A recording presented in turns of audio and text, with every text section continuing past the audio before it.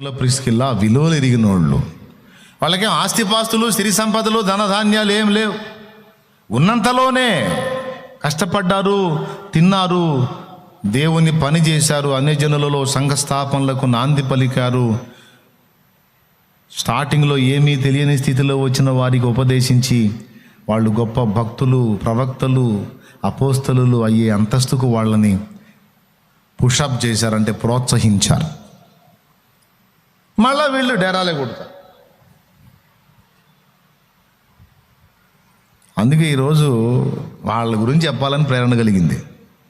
దేవునికి స్తోత్రం కలుగును గాక. ఎందుకంటే కుటుంబములకు మాదిరి.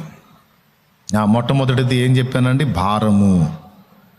దేవుని కుటుంబములో అనేక కుటుంబములను చేర్చాలన్న భారం, ఆత్మలను రక్షించాలన్న భారము, నరకము నుండి ఆత్మలను కాపాడాలన్న భారము, సంపాదన కొరకైన భారము, లోకంలో భోగాల కొరకైన భారము కాదు, అసలైన భారము, అవసరమైన భారము, నశించిపోతున్న ఆత్మల కొరకైన భారం కలిగి ఉన్నారు. మొదటిది. రెండవది ఏమో భక్తులను గుర్తుపట్టే దృష్టి కలిగిన వారు, వివేచన కలిగిన వారు, ఎవరి కెపాసిటీ ఏంటి, ఎవరి మీద ఏర్పాటు ఉంది, ఎవరు దేవుని ప్రణాళికలో ఉన్నారు, ఎవరిని ఛార్జ్ చేస్తే దేవుని కొరకు వాడబడతారు అనే వాళ్ళని గుర్తుపట్టి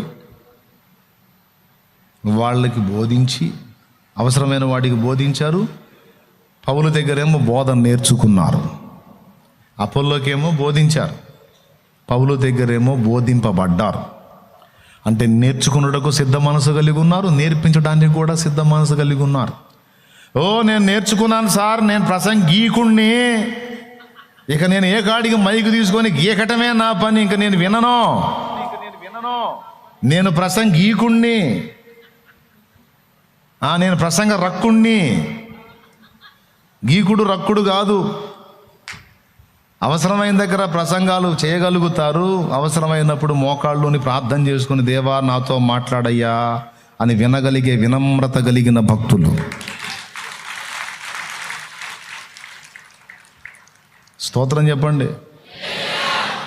అంతేగాని ఇక పీఠమెక్కి కూర్చొని నేను దిగనని మొరాయించే సోదోళ్ళు కాదు. భక్తులను గుర్తుపట్టి అవసరమైతే కొన్ని చెప్పగలరు, అవసరమైతే కొన్ని నేర్చుకోగలరు.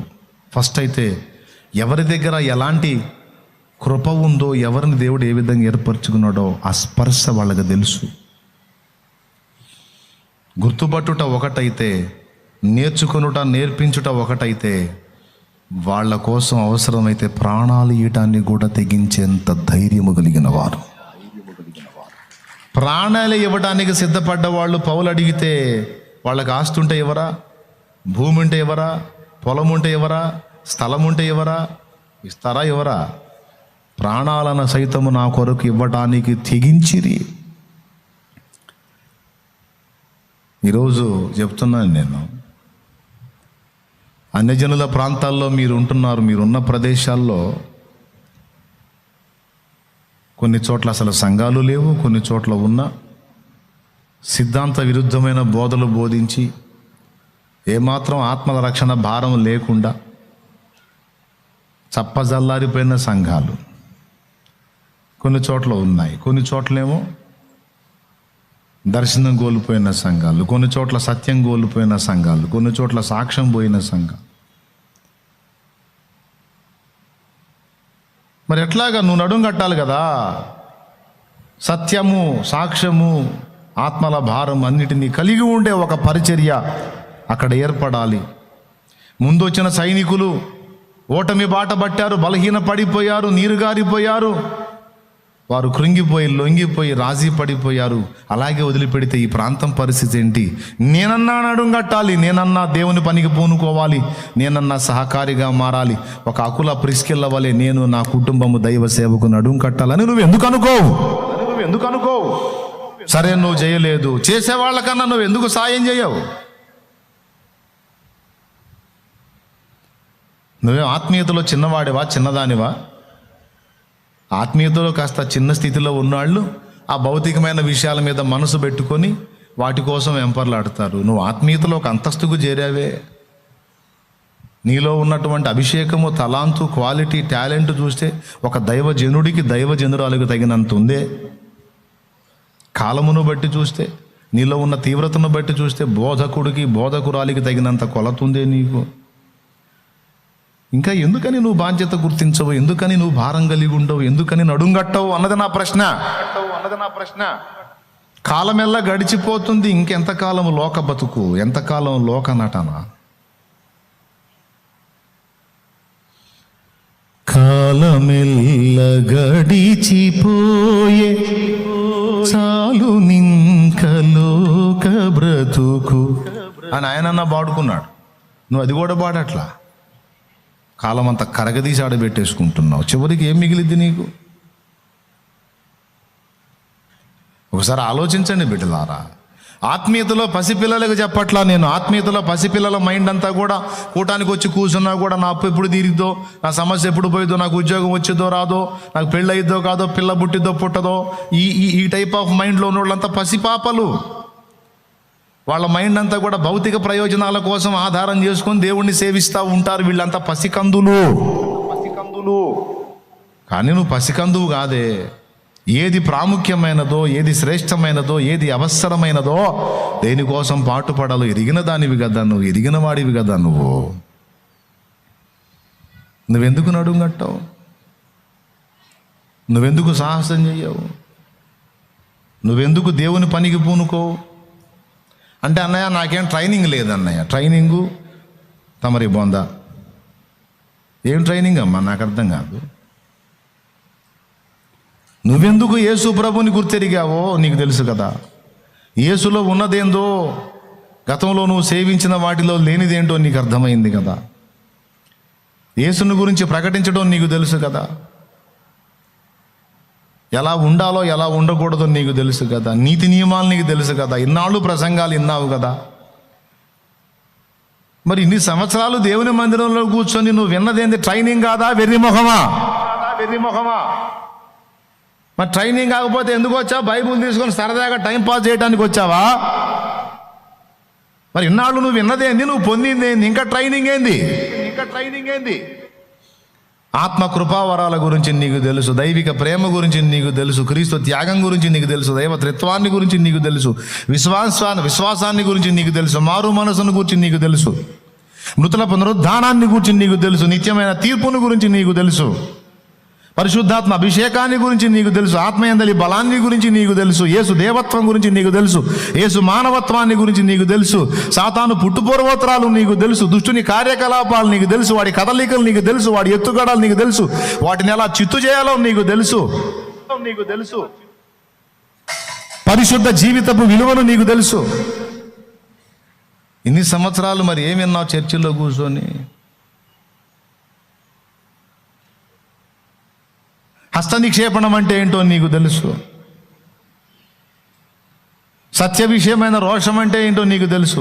అపోస్తలులకు దేవుడు అప్పగించినటువంటి బోధ ఏమిటో నీకు తెలుసు. దానికోసం పోరాడాలో లేదో కూడా నీకు తెలుసు. ఆత్మలను రక్షించడానికి ఏ విధమైన రీతిలో అడుగులు వేయాలో నీకు తెలుసు.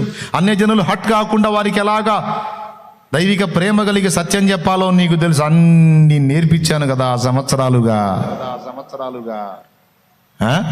ఆన్లైన్లో వినేవాళ్ళు, ఇక్కడ కూర్చున్నోళ్ళు. ఆన్లైన్లో వినేవాళ్ళు ఇప్పటి నుంచి వింటున్నారా? ఆన్లైన్ ఎప్పటి నుంచి స్టార్ట్ అయింది? 2020 నుంచి స్టార్ట్ అయింది. 2020 మార్చే కదా నాయన? అయ్యా మార్చే 22 కదా. ఇవాళ తారీఖు ఎంత? ఖచ్చితంగా ఇంకా 2 రోజులకి. ఎన్ని సంవత్సరాలు అయినట్టు? 5-6 సంవత్సరాలు అవుతుందే. ఆన్లైన్లో వినేవాళ్ళు సైతం వాళ్ళేమన్నా ఎరగనోళ్ళ? నన్ను అనుసరించేవాళ్ళు ఈ ఒక్కటే కాదే, ఎన్నో అంశాలు విన్నారు, ఎన్నో ఉపదేశాలు విన్నారే. వందలాది వేలాది ఉపదేశాలు అందులో నిండిపోయి ఉన్నాయి కదా.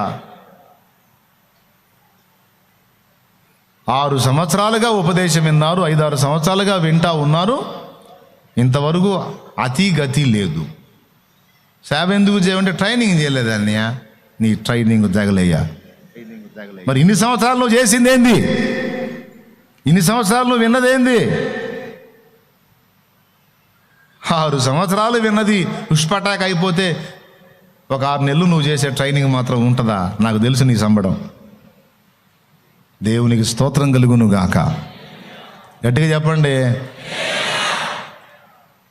పౌలు ఏం ట్రైనింగ్ చేశాడు? కేఫా ఏం ట్రైనింగ్ చేశాడు? అపోల్లో ఏం ట్రైనింగ్ చేశాడు? అకుల ప్రిస్కల్ ఏం ట్రైనింగ్ చేశారు? వాళ్ళు ఏ కాలేజీలో ట్రైనింగ్ చేశారు? ఎన్ని సంవత్సరాలు ట్రైనింగ్ చేశారు?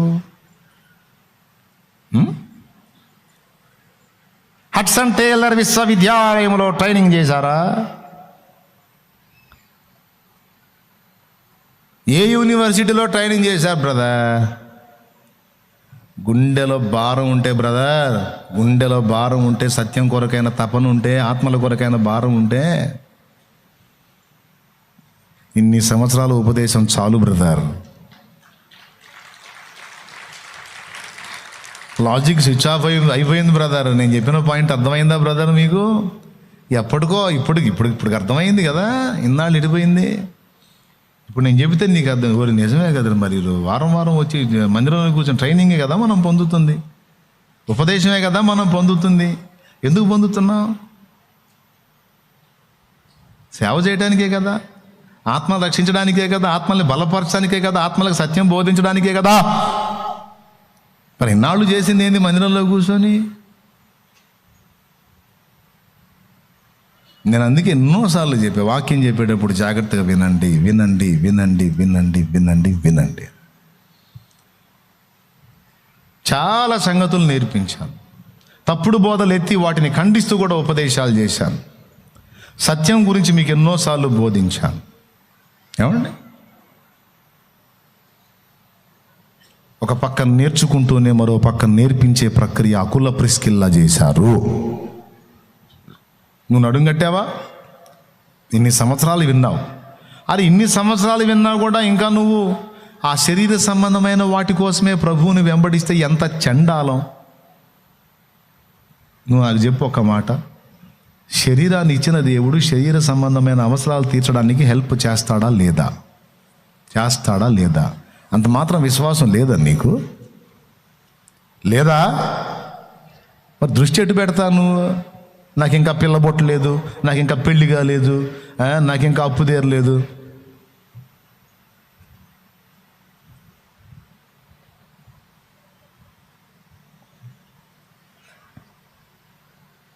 అసలు ఆ మెట్టు దాటావు నువ్వు.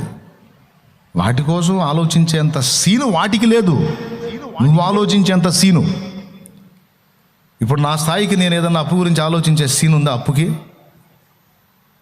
ఏ సమస్యకైనా ఉందా? దాని గురించి ఆలోచించేంత సీన్ నేను ఆలోచించాలంటే కొంతమంది నా దగ్గరికి వచ్చి అది సమస్య ఇది సమస్య అని చెప్పదు. ఆపే అది విని నేను దాని గురించి ఆలోచించేంత సీన్ దానికి లేదో. నా స్థాయి వేరు, నన్ను దేవుడు ఉంచిన స్థాయి వేరు. నా స్థాయికి తగ్గ ఆలోచనలు నేను చేయాలి.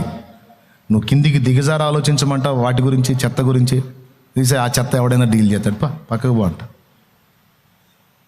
ఏమన్నా అర్థమైందా నేను చెప్పేది? ఎంతమందికి అర్థమైంది? మరి నువ్వు ఏ స్థాయిలో ఉన్నావు? అల్పమైన వాటి కోసం ఇంకా జుట్టు బీక్కునే స్థాయిలో ఉన్నావు. అట్టయితే పసి పాపవు నువ్వు. సంవత్సరాల క్రితం నుంచి నువ్వు ఉపదేశం వింటున్నప్పటికీ నువ్వు లోపలికి తీసుకోలేదు, అంత పైనే ఉన్నావు. ఒక పసి పాపవి నువ్వు. కొరింథీ సంఘ విశ్వాసుల టైపు నువ్వు. క్రీస్తు యేసునందు పసిబిడ్డలే అని ప్రకృతి సంబంధులైన మనుషులే అని మీతో మాట్లాడాల్సి వచ్చిందన్న. నేను అడుగుతున్నాను, అకుల ప్రిస్కిల్లా జీవితాన్ని చూపించి మిమ్మల్ని అడుగుతున్నా, నువ్వు ఎందుకు చేయవు దేవుని పని? లేదా చేసే పనికి నువ్వు ఎందుకు సహకరించావు? ఏమన్నాడు ఇక్కడ? తమ ఇంటనున్న సంఘమునకు వందనములు అన్నాడు. మూలవాక్యంలో ఏం చదివావు నువ్వు? చూడు. రోమాపత్రిక 16వ అధ్యాయం 3వ వచనం. క్రీస్తు యేసునందు నా జత పని వారైన ప్రిస్కిల్లకును అకులకును నా వందనములు చెప్పుడి. వారు నా ప్రాణము కొరకు తమ ప్రాణములను ఇచ్చుటకైనను తెగించిరి, మరియు వారి ఇంట ఉన్న సంఘమునకును వందనములు చెప్పుడి. అద్దుకో, ఎక్కడుంది సంఘం? వారి ఇంటనున్న సంఘమునకు వందనములు చెప్పుడి అన్నాడు. ఎక్కడుందా? అకుల ప్రిస్కిల్ల ఇంట్లో సంఘం ఉందంట. ఇంట్లో సంఘం పెట్టి బయటికి డేరాలు కొడుతున్నారు వాళ్ళు. చూడు, కష్టపడుకుంటానే అవసరమైనప్పుడు ఆ డేరాలు గుట్టే పని కూడా వదిలిపెట్టి పూర్తిగా సంఘం మీదకి వెళ్ళిపోతారు.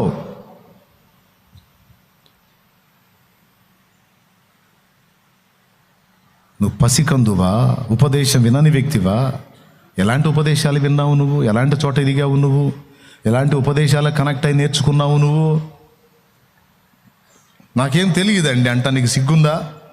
మనకు సిగ్గుండాలి కదా. నాకేం తెలియదండి అంటానికి.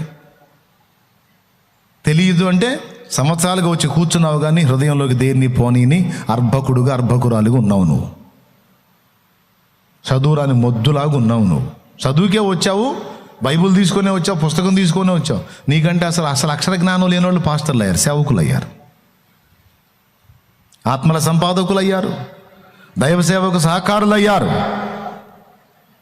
మన బతుకు ఎట్లా అయిపోయిందంటే ఇప్పుడు ఏంటో ఒక అరగంటకి మర్చిపోవటం, ఇప్పుడు ఏంటో కాసేపటికి మర్చిపోవటం. ఆ భారం స్థిరంగా ఉండదు, ఆ ఆలోచన స్థిరంగా ఉండదు. చెంచలం చెంచలం చెంచలం చెంచలం చండాలం మనుషుల మనసులు అట్లా చచ్చినాయి ఇప్పుడు. అది పక్కకు బాగానే పోయింది బ్రదర్. ఇప్పుడు నేను చెప్పినప్పుడు మండిది, నీకు రోషం వచ్చింది. అరగంట చాలు నువ్వు చల్లారిపోవడానికి. పక్కకు పోయి సెల్ ఓపెన్ చేసామంటే చాలు, ఎస్కేఎన్పి మొత్తం పోయింది. కాదా? కాదా? అవునా? విన్నప్పుడు ఉద్రేకం చెందడం కాదు. ఏ మాట దేవుడు స్ట్రైట్గా టార్గెట్ చేశాడో ఆ మాట పట్టుకొని సిగ్గు తెచ్చుకొని అరచి, ఇంత క్లియర్గా దేవుడు నాతో మాట్లాడాడు, ఇంకా నాకేం చెప్పాలి? నిజంగా నేను అల్పమైన వాటి కోసం ఆశిస్తున్నానేంది? చండాలంగా నన్ను ఏమెట్లో దేవుడు ఉంచాడు, నేను దేని గురించి ఆవేదన పడుతున్నాను? అసలు వాటి గురించి నేను ఏడవటం ఏంది? అసలు నా దేవుడు అసమర్థుడు అయితే కదా, నా దేవుడు చేతగానుడు అయితే కదా, నా దేవుడు సహాయం చేయలేని వాడు అయితే కదా నేను ఈ అప్పులు అది ఇది ఇది అని చెత్త గురించి నేను దిగులు పడాలి? నాకు అవి ఉన్నాయని నా తండ్రికి తెలుసు. తెలిసి కూడా ఎందుకు మౌనంగా ఉన్నాడు? చేస్తాడు. నేను ఆయన యందు విశ్వాసం ఉంచుచున్నాను అని ఒక్క మాట ఆయన ముందు పెట్టేసి నువ్వు ఆయన దృష్టి మీద, ఆయన కార్యాల మీద దృష్టి పెట్టు. ఆ మాట అన్నందుకైనా కనెక్ట్ అవుతాడు ఆయన. నా మీద ఇంత భరోసా ఉంచి నా బిడ్డ అవన్నీ నా తండ్రి డీల్ చేస్తాడు, తిడితే తిడతారు, తిట్లు తింటాను, అయినా సరే నేను ముందు నాకు ఆయన కార్యం ముఖ్యం అని ఎప్పుడైతే నీ మైండ్ని నీ విలువకు తగ్గట్టు నువ్వు డైవర్ట్ చేసుకుంటావో అప్పుడు ఇవన్నీ నీకు డీల్ అయిపోతాయి. అవి ఆయన చూసుకుంటాడు. అంత మాత్రం విశ్వాసం లేని వ్యక్తివి నువ్వేం వ్యక్తివి? నువ్వేం భక్తుడివి? నువ్వేం విశ్వాసివి? అరే చిల్లర విషయాల కోసం అంత దిగులు పడతావా? చిల్లర సంగతుల కోసం అంత కంగారు పడతావా? నా దేవుడు ఏదో ఒక అద్భుతం చేసి ఎంతసేపు నిన్ను బయట ఇయటం ఆయనకే ఉన్న పెద్ద కొండలాంటి సమస్య. నీ సమస్య ఎంతసేపు పట్టిద్దామా నిన్ను బయటికి తీసుకురావడానికి ఆయన? అరే జీవితం అంతా అల్పమైనవేనా? బతుకంతా అల్పమైనవేనా? కాస్త విలువైనవి ఆలోచించవా? ఏవి రమ్యములో, ఏవి శ్రేష్టములో, ఏవి ఆవశ్యకమైనవో వాటిని దృష్టించవా?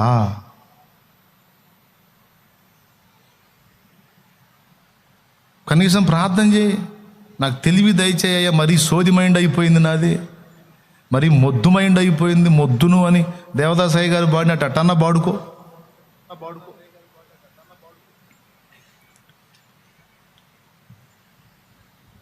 మొద్దునని పాడుకున్నాడు తెలుసా?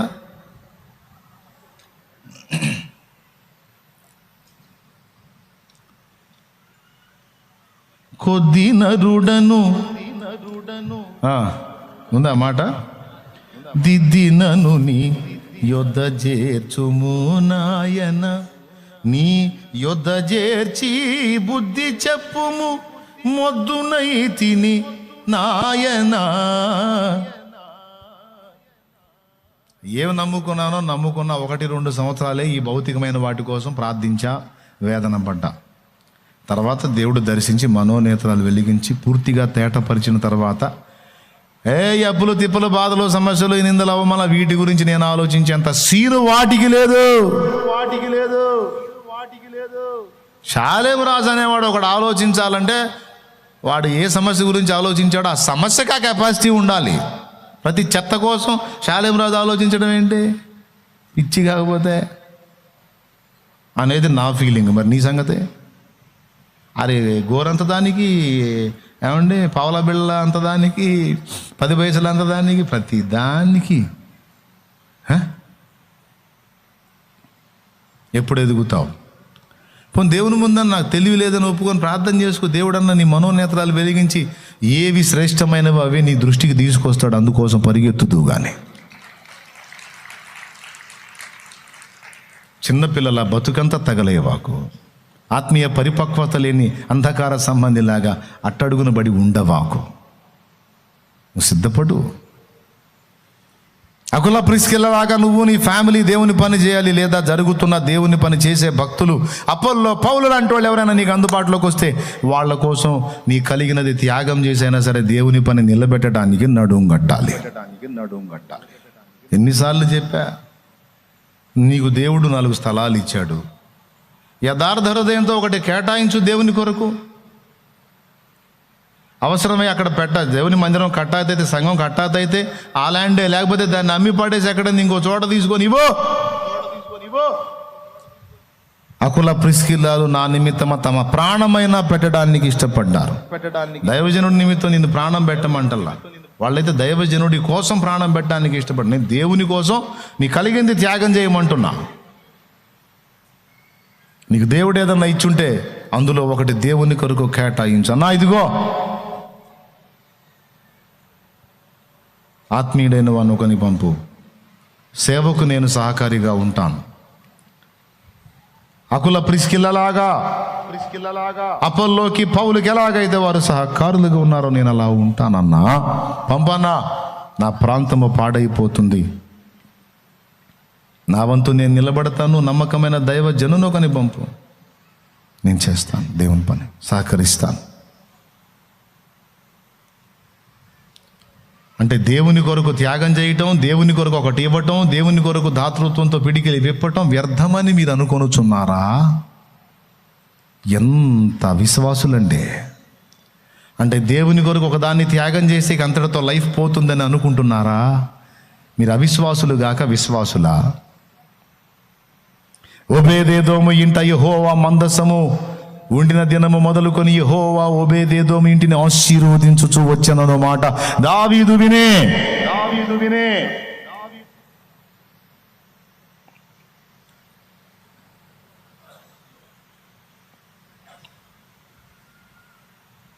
నీకున్న ఆ పట్టెడు పిండిలోనే నా కొరకు ఒక చిన్న అప్పం చేసుకొనిరా.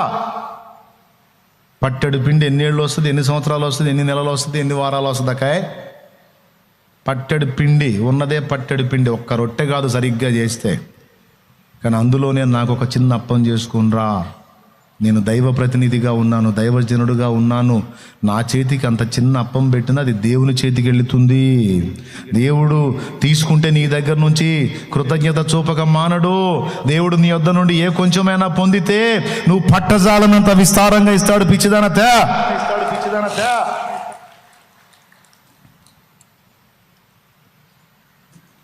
అందులోంచి తీసుకొచ్చి ఇచ్చింది, దైవజనుడికి ఇచ్చింది. నా సేవకుడికి పెట్టావు పో అని ఆ పట్టెడు పిండి. అది ఎంత తీసి ఎన్ని రొట్టెలు చేసినా తరగట్ల. ఆ బుడ్డిలో కొంచెం నువ్వు ఎన్నిసార్లు ఎన్ని రొట్టెలకు పోసినా తరగట్ల. పట్టెడు పిండి 3.5 ఏళ్ళు వస్తుందంటాయా? కనీసం 3 ఏళ్ళు వచ్చిద్దే పట్టెడు పిండి. ఎవరు చూపించారో కృతజ్ఞత తెలుసా? దేవుడు చూపించాడు. నా సేవకుడు ఆకలిగొని ఉండగా చిన్న అప్పము నా బిడ్డకు పెట్టావు, ఇదిగో పో అన్నాడు. పట్టెడు పిండి ఎక్కడ? 3 సంవత్సరాల పైచిలకు రొట్టెలు ఎక్కడ? ఎన్ని కింటాలు పిండి ఉండి ఉంటుంది? పట్టెడు పిండికి ఎన్ని రేట్లు అండి? పట్టెడు పిండిలో మొత్తం పిండి అంతా కలిపి రొట్టె చేయలామే. అందులో ఆయన కొరకు ఒక చిన్న అప్పం చేసింది. ఆ చిన్న అప్పానికి ఎంత పిండి ఇచ్చి ఉంటుంది? ఏమ్మా మెతుకుపోతే బతుకుపోయిద్ది అనుకునే పనికి మళ్ళీ తెలివి తగలయ్యా. అనను నేను, దేవునికి స్తోత్రం అనను నేను. అబ్బాయి నేను ఎందుకంటాను, ఆలోచిస్తారని చెప్తున్నాను. చిన్న అప్పము ఇంత పిండి, ఇంత పిండికి ఎన్ని రేట్లు ఇస్తే 3 ఏళ్ళు వచ్చింది? ఎన్ని బస్తాలు పిండి అయి ఉంటుంది అది? ఇంత ఎక్కడా, బస్తాలు ఎక్కడా? చెప్పవా 3 ఏళ్ళు రొట్టెలు చేసుకొని కుటుంబం మొత్తం తినాలంటే ఎన్ని బస్తాల పిండి కావాలో చెప్పండి, మీకు దండం చేసుకుంటాను. లెక్కేస్తావా? ఇంత పిండి అంటే పట్టజాలనంత. ఒప్పుకున్నారా? జస్ట్ ఇంట్లో మందసం పెట్టినందుకు ఆ ఇల్లు ఆశీర్వదించబడటం మొదలైంది. పట్టెడు పిండిలో ఒక చిన్న అప్పం చేసుకొచ్చినందుకు బస్తాలు పిండి ఆ ఇంటి ఉన్నట్టుగా కార్యం 3 ఏళ్ళ పై చిలుకు బ్రతికారు. ఒక పూటకు చిన్న అప్పం ఎంత, 3 ఏళ్లకు సరిపడిన సమృద్ధి ఎంత. దాన్ని చూడండి, పోల్చి చూడండి, ఎన్ని రెట్లు చెప్తావు నువ్వు?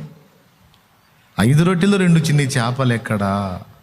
వేలాది మంది కడుపులు నింపబడగా 12 గంపలు ఎక్కడా? ఏయా దేవుడేం గుడ్డోడా? దేవుడికి ఏం మతి లేదా?